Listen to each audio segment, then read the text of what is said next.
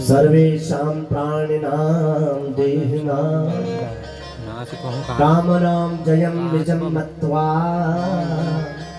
गर्भितो भून् मुनीश्वर। इसलिए काम दोबारा प्रकट हुआ भगवान शिव के ही वरदान से। भगवान शिव ने ही भस्म किया और शिव के ही वरदान से कामदेव पुनः प्रकट हुआ। इसलिए नारद की समाधि पर कामदेव नारद की समाधि को भंग करने के लिए आया।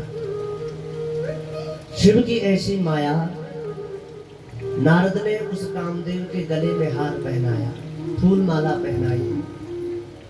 शांभवी माया से मोहित देवर्षि नारद अब जो है वो कामदेव बड़ी प्रशंसा करने लगा भगवान देवर्षि नारद। आप तो त्रिलोकी में अजय हैं, ज्ञान वैराग्य भक्ति से आप नारद मिले हैं, उनको भगवान अवश्य मिले हैं। हाँ, नारद भगवान शिव के घर पहुंचे। भगवान शिव ने बड़ा स्वागत सम्मान किया। कहो देवर्षि, इतने समय से कहाँ थे? क्या बात, बहुत समय से तुम कैलाश नहीं आए, शिवलोक नहीं आए। तुम तो देवताओं के पत्रकार हो। कभी शिवलोक हो तो कभी सूर्यलोक हो, कभी चंद्रलोक हो, कभी वैकुंठ हो, कभी कहाँ, कभी माँ भगवती के मणिद्वीप में हो। कहाँ हो इतने समय से? क्या बात है? तो जो काम की जो कथा थी वो सारी कथा नारद ने। सुनो देवर्षि, जो कुछ तुमने मुझसे कहा है वो भगवान विष्णु से मत कहना। हाँ, नारद को लगा कि शायद इसलिए बोल रहे हैं क्योंकि इनसे ज्यादा तपस्या में मैं आगे बढ़ गया हूँ। अब मेरा ज्यादा प्रचार प्रसार न हो, इसलिए शिव मुझे रोक रहे हैं, किसी और से मत कहना। ना शंभुदीन उपदेश हित, नहीं नारदै सोहान। भरद्वाज कौतुक सुनऊ, हरि इच्छा बलवान। हाँ, भगवान शिव ने तो उसके हित के लिए कहा, नारद के हित के लिए कहा कि जान करके भी तुम मत कहना भगवान विष्णु से कि मैं कामदेव ने मेरे साथ ऐसा किया या मैं काम पर विजय प्राप्त किया, ऐसा कुछ मत कहना। शंभुदीन हित उपदेश हित, नहीं नारदै सोहान। नारद को अच्छा नहीं लगा उपदेश।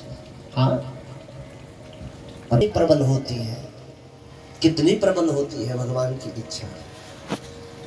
नहीं नारदै सोहान।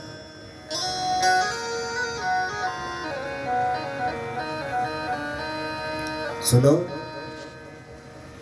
कितनी भगवान की लंबी योजना होती है। एक छोटा सी कथानक मुझे याद आ रहा है।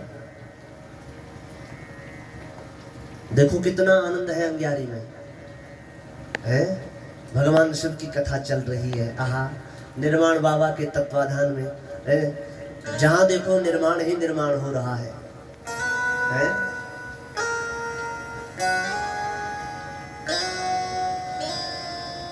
भगवान की योजना कितनी लंबी होती है। हरि इच्छा बलवान, भगवान की इच्छा कितनी लंबी होती है।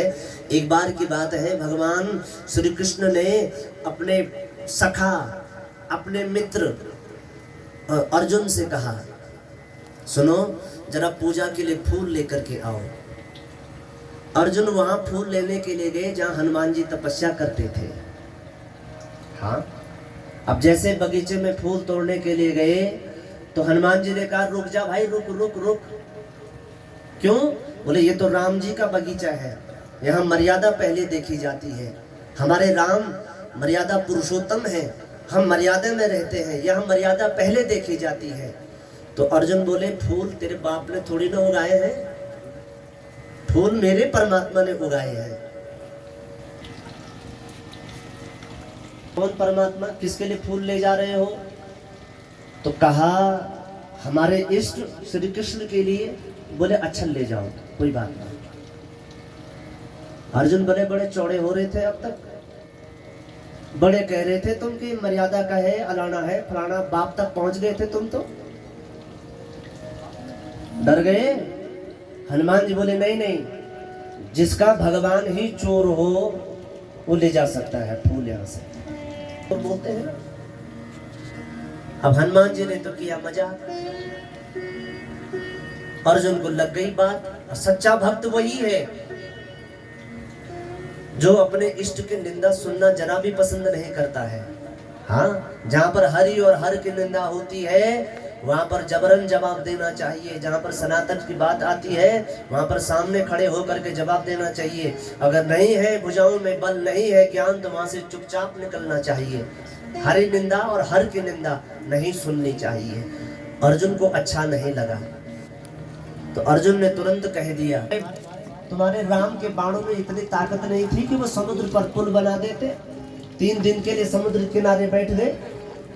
हाँ, हमें रास्ता दो, लंका जाना है, रास्ता दो। देव देव आलसी, तुम्हारा तो भगवान आलसी था। हे देवता चिल्ला रहा था वहां।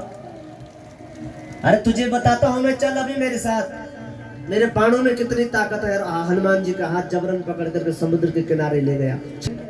अर्जुन रक्त में उबाल है, तुरंत तरकस में से बाण निकाल कर एक ही बाण में पुल इतना ऊंचा बांध दिया समुद्र पर। किसने? अर्जुन ने। हनुमान जी बोले, सुन भाई, जो पुल राम जी ने बनाया था उस पुल पर असंख्य बानर भालू पार हुए थे। तेरे बनाए हुए पुल पर अगर मैं पार हो जाऊं, क्या शर्त है?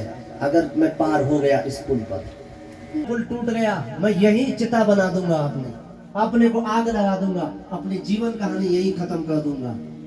हाँ, अगर पुल नहीं टूटा, जो मैं कहूंगा वो तुमको करना पड़ेगा। हनुमान जी बोले, मंजूर है। शर्त लग गई। हनुमान जी ने भी जय सिया राम का घोष किया है।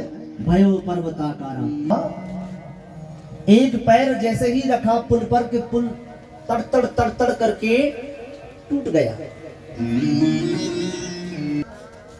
महाराज अर्जुन ने अपनी चिता लगा दी, बाणों की चिता बन गई, एक जगह पर आग जला दी। हनुमान जी बोले, मर मत भाई, मरने से कुछ नहीं होगा।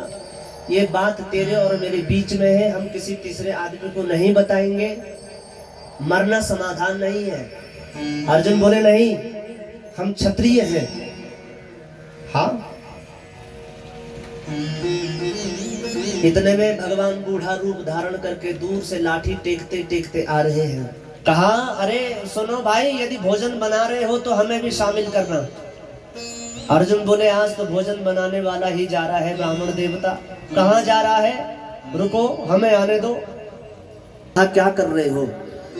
कि महाराज ऐसी ऐसी शर्त हमारी लगी थी और ऐसा ऐसे हमारे साथ में हो गया, मैं शर्त हार गया और चिता बना करके जल रहा हूँ।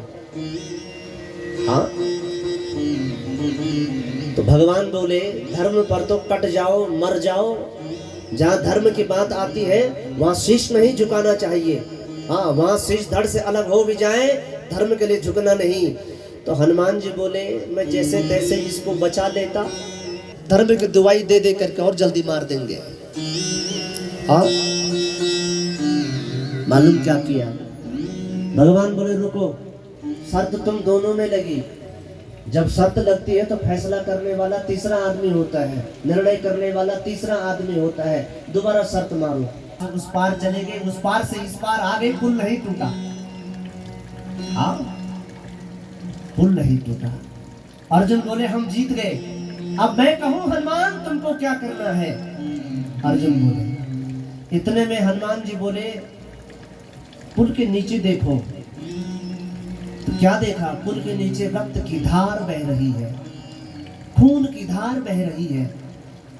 दौड़ करके दोनों जब उस पुल के नीचे गए देखने के लिए, तो भगवान श्री हरि ने कछुए का अवतार धारण करके उस पुल को अपनी पीठ पर, अपने कमर पर धारण किया है। दोनों ने घुटने दे करके कच्छप भगवान को प्रणाम किया, क्षमा याचना करी।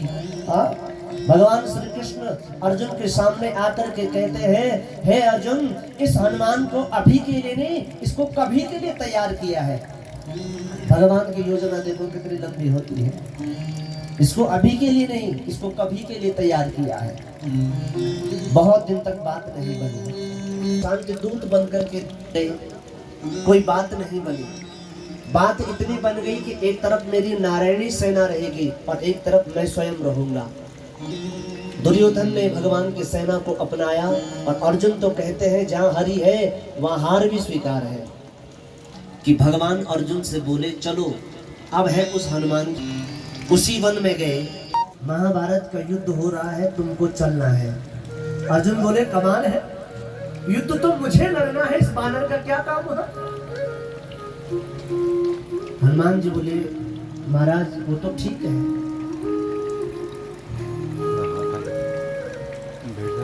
हमारी भी कुछ शर्तें हैं।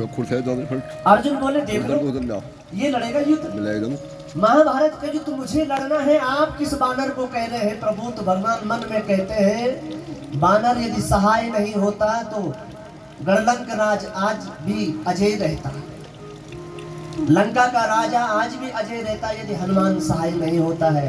अर्जुन के मन में अभी चल रहा है कि ये सामान्य बानर है, ये कुछ नहीं है। हाँ, हनुमान जी बोले प्रभु देखो हम चलते जरूर, लेकिन हम तो अपने इष्ट के चरणों में बैठे रहते हैं। तो कृष्ण बोले तुम हमारे सिर पर बैठ जाना और चलो। हाँ, हनुमान जी बोले एक बात और, हमारे इष्ट जब युद्ध होता है तो तब भी वो सत्संग करते हैं, क्योंकि हम बिना सत्संग के नहीं रह सकते।